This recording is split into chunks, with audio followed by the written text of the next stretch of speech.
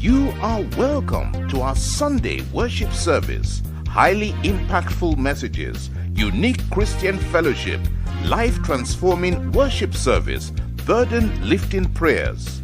Evangelical Global Outreach Church, EGOC, London Parish, House of Wonders, 198 Ripple Road, Barking, Essex, IG11 7PR. Time of worship, Sundays 8 a.m. to 9:30 a.m. For counseling, prayers, and more information, please call +44 07958 083 479. Email pastor@egoc.org.uk. Website www.egoc.org.uk. Your total well-being is our concern. Evangelist Mrs. Toyin, Tukasi, we thank you so much for this wealth of information that you have passed across. We know that this is this span over the years of experience, and we are just getting that within an hour. So we thank you for that time and for us sharing this information. This is very beneficial. We want to do something. We do have some questions already sent in. We have about 10 questions. And what I wanted to do before was to kind of do the music interlude, but it looks like we're going to skip that and we're going to go straight to question and answer. We have 35 minutes for question and answer. If we are able to cover those 10 questions, we will be able to throw it to the floor and allow people to raise their hand, virtual hand raising on Zoom, and be able to ask questions. If not, we're just going to cover those 10 that have already been sent in. So I'm going to start with the very first question. And that is number one. It says, the power of advertising and social media are making me to buy what I don't need. How can I guide against future temptation? That is the first question we have. I think the person has answered the question, her or himself.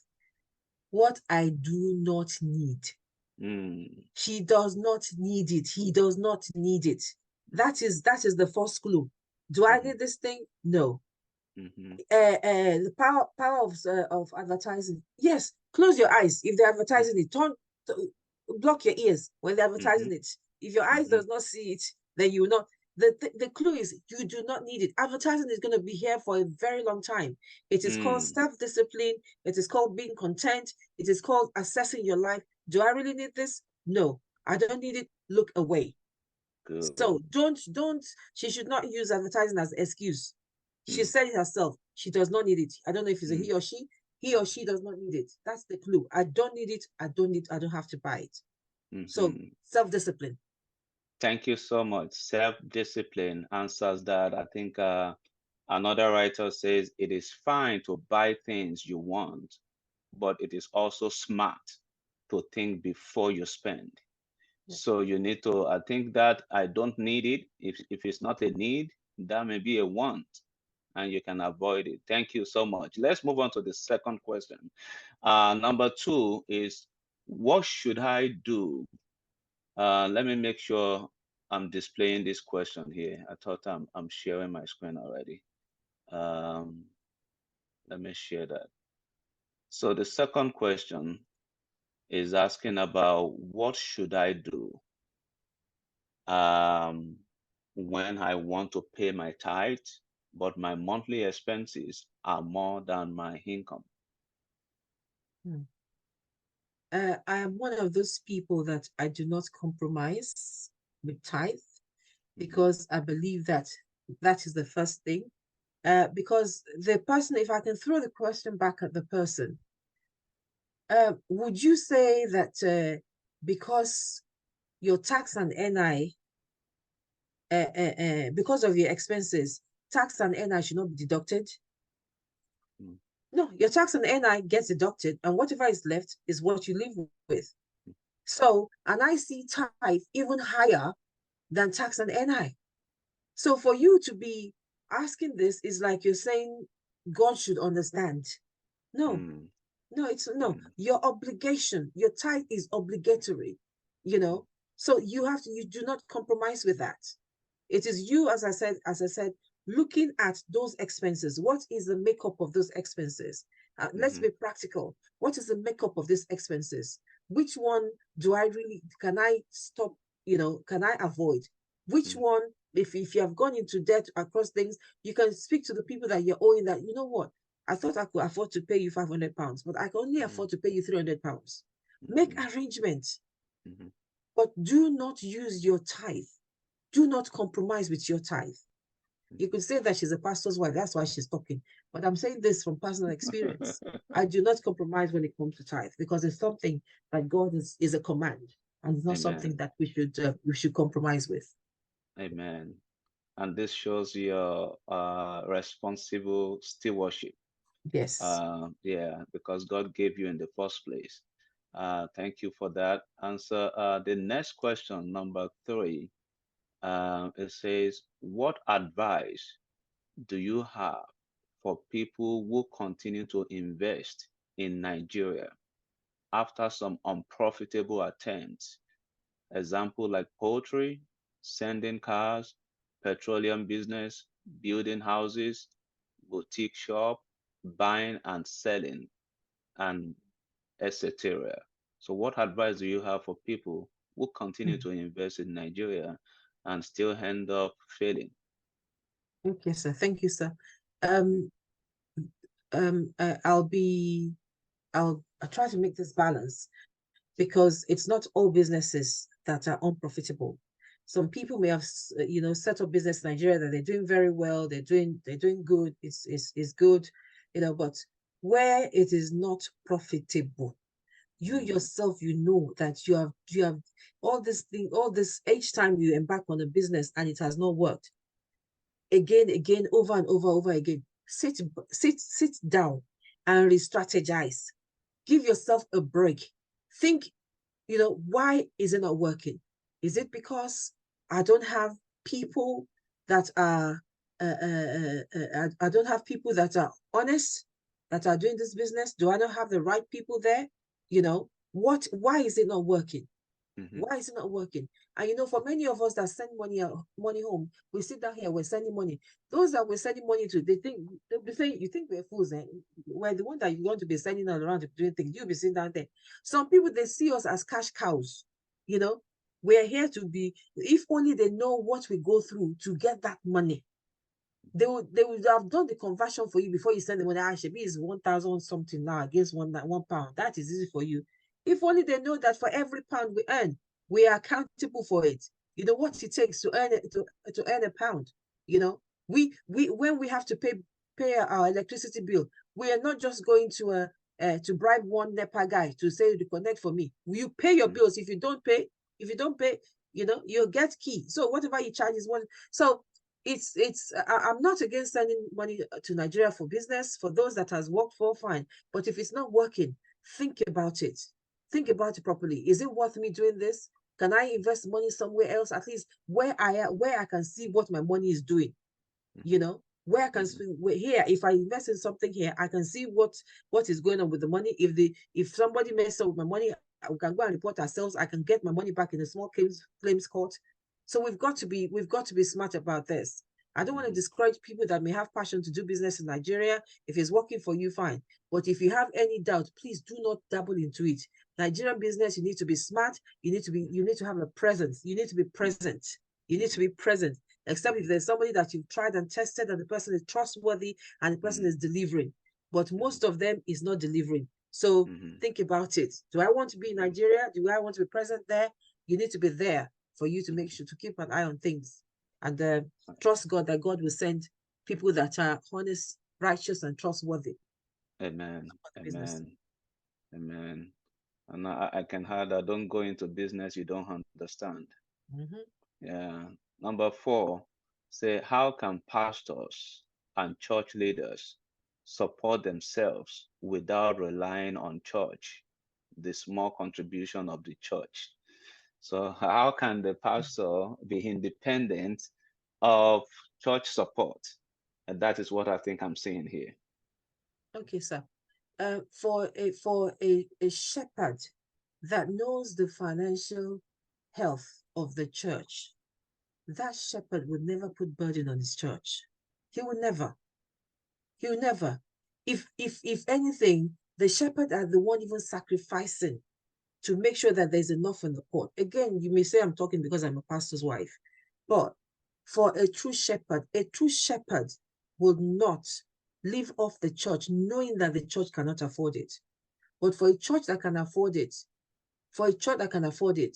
it will not be nice for you to be able to look after your pastor when you know that you can't.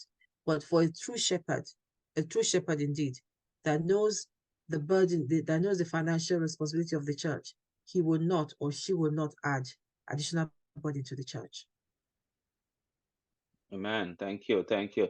So I think sometimes also we think that the pastors are not like other business people or people that are getting paid for the profession. Some pastors went to schools, colleges, and they have student loans like engineers do. Engineers get better pay, but the pastors are doing it for God. I remember in Nigeria, they say the teachers, their reward in heaven. Same thing for the pastors, but it shouldn't be that way. They are God's gift to us. And that Yes. is why many pastors are bivocational today. They are doing another job, and we want them to be full time. We want to call them anytime, and they must answer, Yes. but they have to Yes. provide for their family. So I think Yes. whatever the church is doing to support the pastor is a blessing for the church, because God will see the heart of whoever is giving. But like you said, the pastor, when they see the church, they know they will not take advantage of the church because of. But we as church members too, we should seek the good for our pastor. We should be Yes. able to support them in the way we can. The next question, question 5, says we get regular requests from people asking for help from back home. How can my family manage these requests without destroying ourselves and relationship with the people back home? Yes, I think this is what I called, was it the self-imposed obligations? Yes, Mm, the self-imposed obligations. Um, Again, it's looking at your finances. You cannot give what you don't have. mhm, You cannot give what you don't have. Look at your finances. Your first responsibility is your family. Make sure that your family is looked after very well. I know that sometimes we sacrifice for things, because we want to make sure that maybe let's just set this person up. At least when mm, this one is established, this one too can help us, and the burden will not just be on us, and we can share the burden. Yeah, sometimes mhm, we do that, and we deny ourselves to make sure. So getting regular requests from people, look at what you can do, what you are able to do. Don't go beyond that, because one of the things that people I've noticed, people from Nigeria, they go around, they go collect from as many as they can, and they forget if you did for them yesterday, and mm, they come today, you're not able to do it, they forget what you've done before. mm, But you just know within your heart that I tried my best to do as much as I can. If you are able to do. If you're unable to do, God will help you to be able to do. But make sure that you satisfy your conscience that I did what I could do to help, mm, and making sure that you don't overstretch yourself. But if you know mm, that you're overstretching, it's so that you're overstretching for now, so that the burden will not continue to be on your head. So mm. that's my advice regarding that. Good. Thank you so much. You said something about conscience. Sometimes those conscience goes with we are too merciful. We are kind of merciful than God, even. And we give the money for the rent for people in Nigeria that are not even owing anything. Hmm. I think it's great to have budget, what you can give every month, and don't go beyond it. If they are knocking, they can wait till next month when you're going to have another budget for Hmm. generous giving. So that should be limited and be in control. Thank you. Question 6 says, I am saving the little money that I can, but I realize that inflation has reduced the value of my money over time? Yeah. Yes, well, it is not particular to us. It is a worldwide thing in terms of inflation, and thank God that things are improving in the UK in terms of our level of inflation. Things are getting better, but as I said, you need to look at other Investment. investments. But Mm-hmm. having said that, if you actually put your money in deposit account is getting there's more return from deposit account right now actually. It's getting more return than, let's say, in the last 5 years or 4 years. The return is much better. But you can look at other forms of investment. You can look into investment in shares. And shares always has this kind of up and down movement. One, it can go up. So make sure if you're looking into shares, get advice about what stock to invest in. Get advice. If you want to partner with maybe 5 of you get together, you want to buy a property, maybe each person with 20,000 pounds each, you have enough for deposit. The house is for commercial renting, and this is what will go to each person. Have an arrangement in place with a solicitor to make sure that you have a legal arrangement in place. Again, if one person cannot buy, 5 of you can come together. I'm just using 5. It could be less than that, it could be more than that. Come together. If you have that kind of amount, to use as investment. But apart from that, you can look at other savings, other high yielding deposit account. High yielding deposit account. That is where you deposit money. You're not able to take out from it without giving 30 days notice or 3 months notice or 6 month notice. Those ones, they are high yielding interest deposit account. They give you more money because you can't withdraw. You can withdraw, but it's just that you lose a percentage of the deposit. So look into things like that. Thank you. And I think that was part of your lecture as well. Yeah. Yeah, thank you. Question 7. Say, what low risk investment can I consider in my 60s? So this is talking about age Yeah. category now. Someone in the Yeah. 60s. Yeah. Yeah, what kind of low risk investment? Well, yeah, if you're in your 60s, that means you need to manage your stress so that you don't go invest in something that will just skyrocket your BP. Manage it. As I said, bricks and mortar is a safe investment. Investing in property is the safest. And if you're looking at low risk, then deposit account. Put in a deposit account in the bank. That is a low risk investment. The returns is not high, but is low risk. Also, you can invest bonds. Government bonds is low risk. Is the government, you are borrowing government money, and government will always pay you back. It is low risk investment, but the returns is not high. So that's the only challenge with low risk investment. The return is not as high. The lower the risk, return, the higher The return. the higher the higher the returns, and the higher the stress. Thank you. Thank you. I think this is part of what you already spoke about earlier as well. A low risk, we expect to have a low return, and you want to consider the inflation. If your Yeah. return is not beating the inflation, then that will be the same with the previous question, number 6 question. So number 8, it said, is it advisable to consider getting a mortgage at age 60? Yeah. Well, there's this thing that is called the Consumer Finance what's it? Equal Credit Opportunity Act. Yes, Equal Credit Opportunity Act. That says, you cannot be discriminated on age grounds in terms of getting a mortgage. So if you are at age 60, they cannot say that because you're 60, you cannot apply. You can apply. It's up to them. They offer you. It's just that they won't say no, but the conditions that they attach to it may be so long, it doesn't mean that you may not get it. Because there are some mortgages now that are targeting people at their close to their retirement age. But again, it depends on the mortgage lender. They may require a substantial amount of deposit and a reduced repayments years. So they know how they are marketing these products.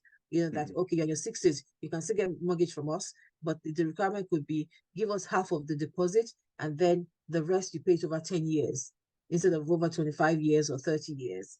So there are products out there for at that age, but it's up to the mortgage provider to give you the terms and condition if they're going to offer it to you.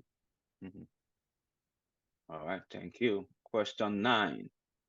How can we teach our children financial management in this unpredictable economic climate?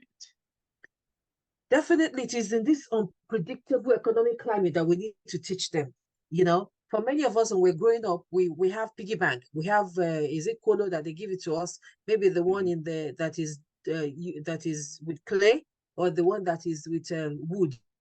That you're encouraged to put all the money that your uncles and everybody, daddy's friend, mommy's friend put it. Then when it's Christmas time, that is when you open it, and then you see how much you've saved. But if you're one of those that you think you're smart, you'll be especially if it's the woody one, you would lift it up on one side and take some money out of it. But that is, anyway, we know what we did when we were young. Yes. So simple things like that we can start inculcating it in our children.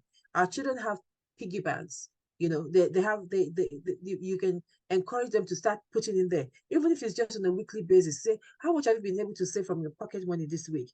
Even if it's £1, if it's 50p, it is a start. It is a start. And just, okay, that 50p, let's put it here in 3 months' time. Because of the attention span of our children, you say it's end of the year that we're going to do. Oh, mommy, no. But you can say, okay, at the end of 3 months, how much have we been able to save? And if they see how much they've saved, they may spend it on they may say they want to spend it on some ridiculous thing.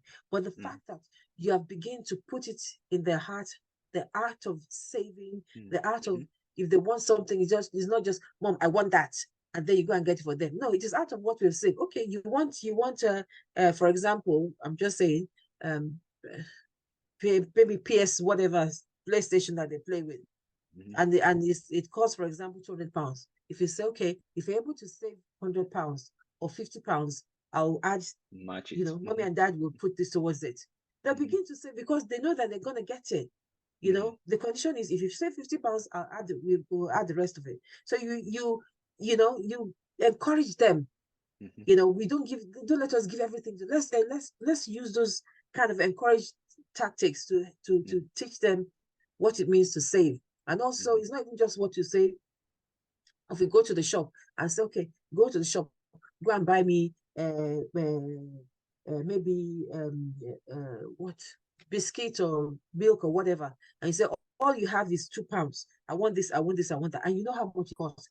You tell them, that is showing them, that is telling them, when they go to the shop, they look at the price. I've given you £2, and that £2 you must buy 6 eggs for me and 1 bread. Next time they go, they say, oh, there was a bread for £2 is all you've got, and I want you to come home with this. You know how much it costs. So little things like that we use to help them, to teach them, what it means to manage money. Good. Thank you. And those things goes a long way. Yes. Thank you, Ma. I think we have the last question that was sent in. So what we're gonna do, we're doing very good with time. I think we're gonna have opportunity for those on the Zoom platform to be able to ask directly.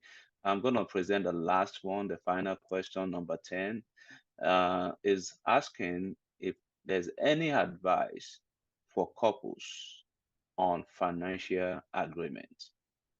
Any advice? Okay. I think I mentioned this initially when we started. Oh yeah. In terms of financial agreement, I am hoping that couples would, from earlier on in their marriage, they've learned to be financially transparent with one another. Because when the Bible said that Adam and Eve, they were naked and they were not ashamed. So when you've come together as one, you've been naked before each other. And this nakedness means everything. Everything you bring into the relationship, all your debts and all your liabilities. So there is no point pretending or faking for anybody. If you have faked it and you've gotten married, now, they said, what is it? Love is blind, but marriage is an eye opener. So we're now married. Let's be open to ourselves with ourselves. This is how much store cards I'm bringing to this relationship. This is how much debt I'm bringing it. So we're now in it together. What do we do? So have that honest conversation with each other about the health of your finances, and having that conversation will help as a couple to plan. Okay, who is going to be the financial manager? Who is going to be the bank manager for the family? And having a bank manager for the family means that both of us will not hide anything from each other. This is how much I'm earning. This is how much you are earning. Okay. If we don't want to have a joint account, okay, we want to have an account for expenses. You're earning 1,500. I'm earning 2,000. 1,500, put 1,000. 1,000, put 1,000. Does the amount we put together in the expenses account, does it take care of our bills? If not, let's review it. But it starts with being transparent and being open. Being open. Okay, this is the debt. This is my charitable giving. This is whatever. Being open and being transparent, because it will reduce the stress that we go through as a couple, or the need for us to hide things from one another. Being transparent and being open. When I'm naked with you, I don't want to be ashamed. I may be embarrassed about my lack of discipline, because it might be hard to come to be open about it, but I have to be open about it. And I say this usually when I'm giving this kind of talk. When my husband and I got married, of course, his account is all I've studied all my life. My degree, my master's, everything is in accounting. And then my husband, that is spent his whole life, his only theology is ever studied. And one day, in the early days of our marriage, I had a store card. I had a House of Fraser store card, and my husband said, "So, how much are you paying for this how much is the APR on this House of Fraser store card?" And I just thought, why are you asking me that question? I'm fine. I'm paying the bills every year, every month, and I look forward to 1st of January every year when our Harrods is doing sale. I make sure that I have some credit on the account that I can go and buy, because that's the only time in the year that I'm able to sell.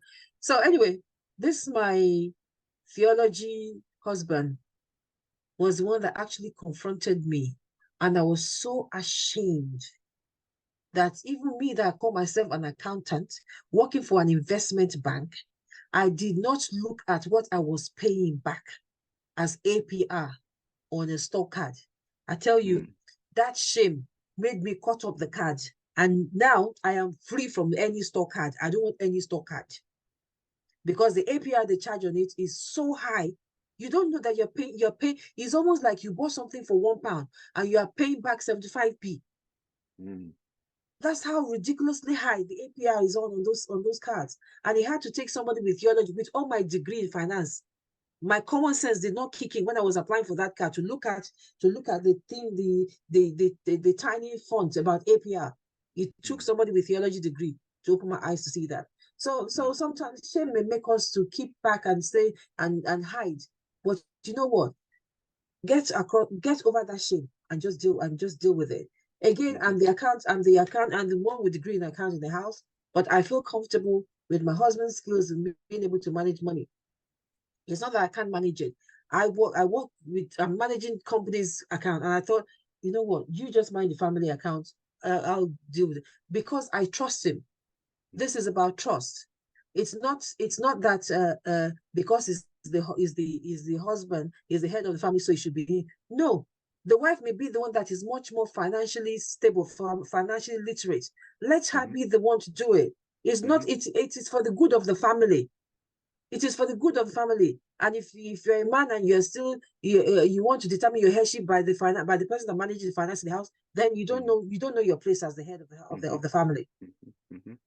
So have that honest conversation, that open conversation as a couple. This is about our family. This is about the financial health of the family. If you prosper, I prosper. You know, so that is the way we look at it. And it is, and as a family together like that, we'll be able to set our financial goals, our financial plans for years when we bring our resources together. So have the conversation. Good, good. Thank you for that point. And I just want to, I saw a note in the chat. I'm going to allow Sister Yemi to speak, but before that, I wanted to also support your point about that the wife can also play that role if the husband cannot, because I was leading a couple discussion 2 days ago, and the question came up with Ephesians 5:24 that says that as the church is subject to Christ, so wives should be subject to their husband in everything. And the women on the call say, not in all things. Oh, what about financial? If the husband cannot handle finances, I say, yeah, the king can delegate that to you. That doesn't reduce the kingship in the man. Yes. It can be a delegate that it seems you are good in this area, you handle that for the family. Yeah. And I like that point you mentioned. Thank you so much. So, Sister Yemi, are you ready to comment? Yes, sir. Okay, please go ahead, ma. Thank you. Thank you. Good evening, sirs. Good evening, Mas. Auntie, thank you so much for this well-researched and presented topic. I am flabbergasted. Thank you, Ma. At the extent of the coverage, I just thought that considering how the world is at the moment, there's some challenges financially that people are going through, that one might be because of their lack of knowledge. So I've just got a few highlights I want to share. And one of them is how to manage our bills. We have electricity bill to pay. We have water usage to pay. How many of us do know that the water that comes out of our drainage is metered? And the charge we pay on water wastage is even more than what we pay on water usage. The sewage rate is metered. The water we drink is metered. So what's coming out for consumption is metered. What's coming out as waste is metered. So if you have a tap that is constantly leaking and you're leaving it to leak, that's your hard-earned money leaking down the sewage rate. So let's put that into mind. Another point, electricity. I come into the house to make myself a cup of tea, and I have a kettle that's a 2-liter capacity, 1-liter capacity, 500 ml capacity. Why am I boiling 2 liter to make 250 ml glass of tea, when I could have just made it just about 300 ml to boil, do my drink, and I'm finished with the water? You see people boiling a full kettle just to make one cup of tea. And then the water gets cold, you turn it back on again for another person. It's not a way to save money on it, and you can't do anything without electricity. People leave their television on standby.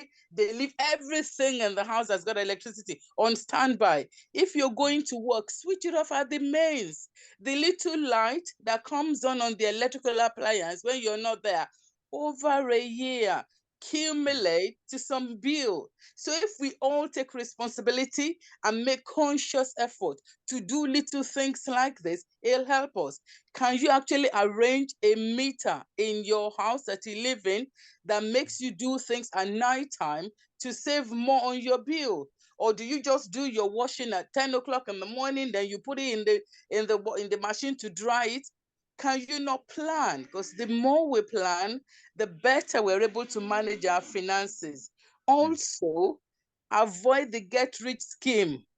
There's some schemes that will come. If you put 1,000 here, you get 5,000 back. If it sounds too good to be true, don't let unscrupulous people access to your hard-earned money, because that's what will make our already stressed financials to get more stressed. So be wise. Look at something intricately. If you're not sure, run it by somebody you trust so that you're not falling prey for the unscrupulous people. Count your coins, count your pennies. When you're setting up a saving account, set it on to, Auntie had mentioned it, set it on one that you're not going to control it. You won't be putting it on Monday and be looking at it on Friday to withdraw it on Saturday to then be praying that maybe you will be able to. So make it automated. Make it automated. Map out your procurement, your purchases. I live by budget. I live by budget. It's got to be within the budget. And if it's outside the budget, I have to maneuver other things to be able to accommodate it. I say that proudly, but I paid my price because I've done it badly in the past and I've learned over the years. I also want to implore people to, when you're procuring any financial deal, don't just be content with one person or with one supplier. Try out 2 or 3 suppliers so that you can weigh the pros and cons of what they are offering. That way you can pick your choice. Also, our adult children, any adult child that's living in our house, and you're in your 50s and your child is in her 20s living in your house, can you start to give her some responsibility? Can she be paying the electricity bill or be paying the council tax? Because if they don't do it under our roof and we tame them, they'll go out and wreck their own credit history. It's not what we parents live for our children that matters. It's what we live in them in virtuous training, also leading by example.